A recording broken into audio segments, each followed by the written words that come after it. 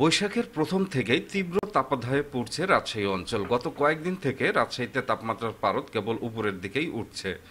রাজশাহী আবহাওয়া পর্যবেক্ষণাগারের ভারপ্রাপ্ত কর্মকর্তা রহিদুল ইসলাম জানান, আজ বিকেল ৩টায় সর্বোচ্চ তাপমাত্রা রেকর্ড করা হয় ৪১.০ ডিগ্রি সেলসিয়াস, যা তীব্র তাপদাহ হিসাবে রেকর্ড করা হয়েছে।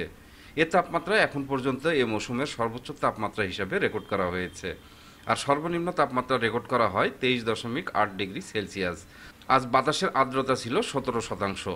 আর কয়েকদিন এ তাপমাত্রা অব্যাহত থাকবে। গতকাল বৃহস্পতিবার সর্বোচ্চ তাপমাত্রা রেকর্ড করা হয় ৩৯.২ ডিগ্রি সেলসিয়াস, যা মাঝারি তাপদাহ হিসাবে রেকর্ড করা হয়েছে।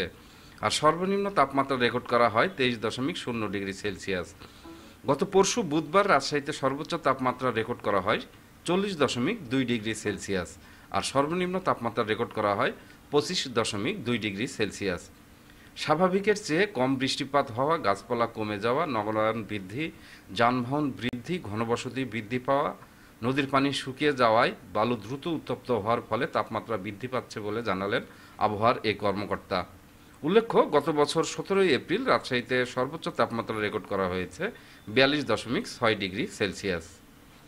Selim Uddin, desk report, Nabarup TV.